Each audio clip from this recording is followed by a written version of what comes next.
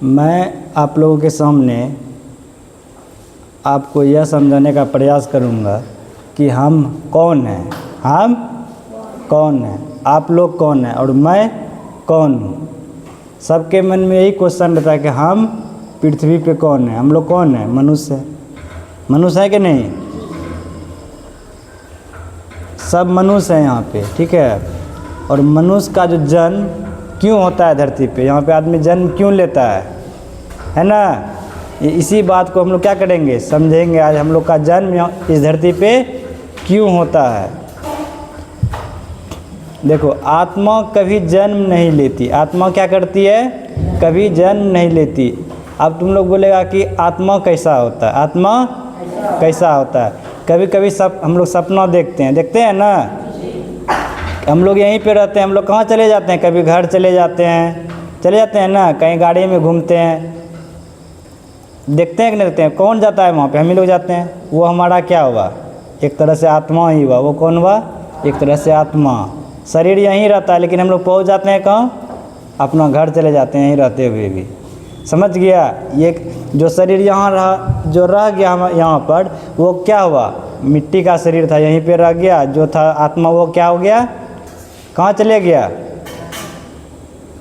चले गया तो सपना में कहाँ, घर चले गया, मंदिर चले गया, है ना। उसके बाद लेकिन जब तक कर्म शेष है, ये हम लोग का शरीर क्या है, शरीर क्यों मिला है हम लोगों को, कर्म करने के लिए। क्या चीज़ करने के लिए, अभी भी हम क्या कर रहे हैं, हम भी कर्म कर रहे हैं। आप लोग भी क्या कर रहे हैं, कर्म कर रहे हैं। आप लोग कर्म कर रहे हैं, अभी हम जो बोल रहे हैं उसको सुन रहे हैं। इसीलिए हम लोग क्या कर रहे हैं, कर्म। इसी कर्म से हम लोगों का फिर क्या होगा, अगला जन्म उसी पे निर्धारित है। अगर हम लोग अच्छे कर्म करेंगे तो अच्छा जन्म, अच्छा घर में जन्म होगा। अगर अच्छे काम नहीं करेंगे तो हम लोगों को फिर क्या होगा, वही गरीब के घर में जन्म लेंगे, कपड़ा नहीं होगा देह पे, यही सब होगा, है ना। इसीलिए हमें क्या करना चाहिए, अच्छे कर्म करना चाहिए, अच्छे कर्म करना चाहिए, ठीक है। उसके बाद देखो, आत्मा नए शरीर धारण करते रहती है। आत्मा क्या करती है, नए शरीर धारण करते रहती है। जैसे कि समझ लेते हैं इसको उदाहरण से। जैसे हम लोग कपड़ा ये पहने हुए हैं हम ना, अगर ये फट जाएगा तो हम क्या इस कपड़ा को पहनेंगे। उसी तरह हमारा शरीर जब क्या हो जाता है, पूरा पाप से या कर्म से क्या होता है, परिपूर्ण यानी पूर्ण जब हो जाता है, तो वो आत्मा इस शरीर को क्या करती है, त्याग देती है, यानी छोड़ देती है। फिर वो क्या करती है, नया शरीर को धारण कर लेती है। जैसे हम लोगों को ये कपड़ा फट गया तो हम नया कपड़ा बाज़ार से खरीद के लाते हैं, फिर तब नया कपड़ा पहनते हैं। इस कपड़े को क्या करते हैं, छोड़ देते हैं, है ना।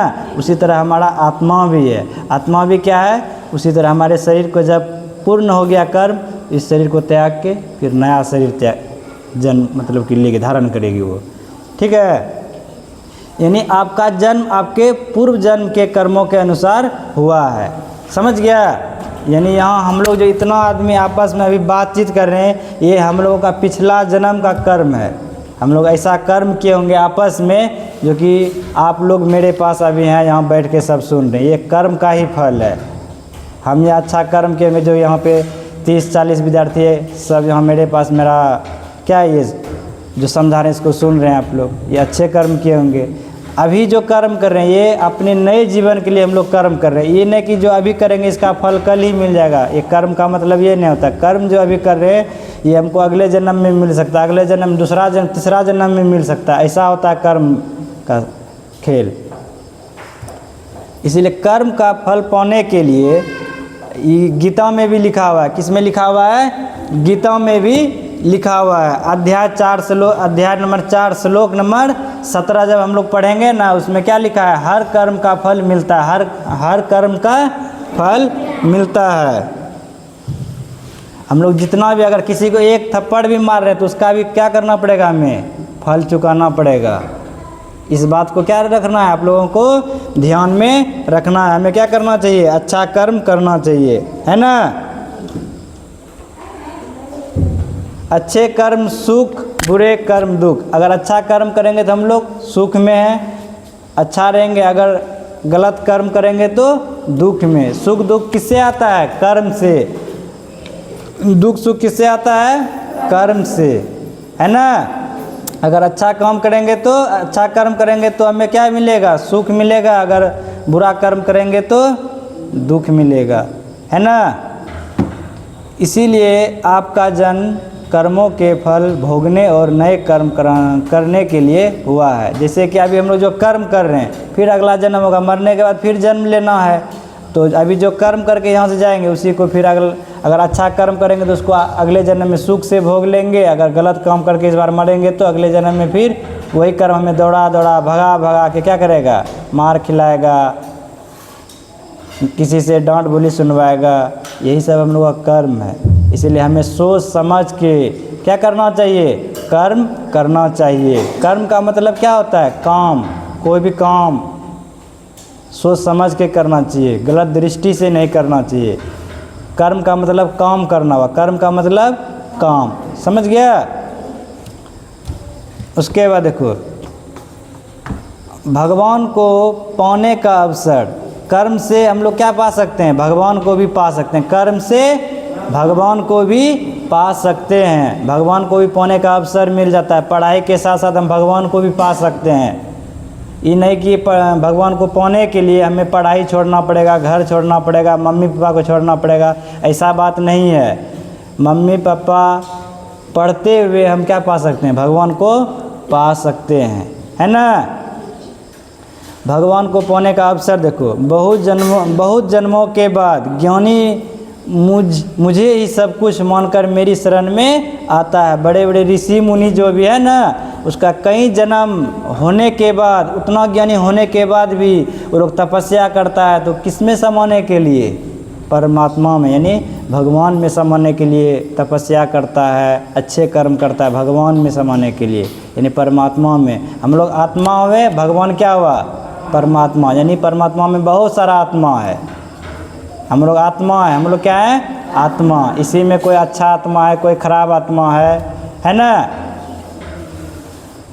यानी कई जन्मों के बाद आत्मा को भगवान की ओर मुड़ने का अवसर मिलता है। अगर अच्छे कर्म करेंगे ना तो 1 जन्म 2 जन्म 3 जन्म के बाद हमें क्या मिलेगा, भगवान के रास्ता की राह की ओर ले जाएगा, वही अच्छे कर्म। अगर अच्छा कर्म नहीं करेंगे तब तो अभी मनुष्य का जन्म मिला है, फिर अगले बार कीड़ा, नाली कीड़ा, फिर पेड़ बनेगा, मक्खी बनेगा, मच्छर बनेगा। यही कर्म का फल होता है ना।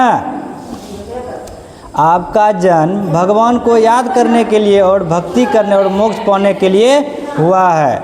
हम लोगों का जन्म किस कारण से हुआ है धरती पे, किसको पाने के लिए, अपने पिता परमेश्वर यानी भगवान को पाने के लिए। समझ गया। जो हम लोगों का माता पिता है ना, माता पिता, अगर उनका भी हम लोग अच्छा से सेवा सत्कार करेंगे तो हम लोग भगवान को पा लेंगे। वही तो ओरिजिनल हम लोगों का भगवान हुआ ना, माता पिता ही ना। अगर उनका हम लोग पूजा पाठ करेंगे, उनके आज्ञा का पालन करेंगे तो क्या हो गया, एक तरह से पूजा हुआ, अच्छा कर्म कर रहे हैं। तुम लोग मम्मी पापा की बात मानता है आप सभी लोग, नहीं मानते हो आप लोग। दूसरों की सेवा और धर्म पालन, दूसरों की सेवा और धर्म पालन, ये हम लोगों का जन्म का कारण है। हम लोगों का जन्म क्या क्यों हुआ, यही सब हम बता रहे हैं। दूसरों की सेवा करने के लिए भी हम लोगों का जन्म हुआ है, और धर्म पालन यानी धर्म की रक्षा करने के लिए भी, धर्म का पालन भी करने के लिए जन्म हुआ है।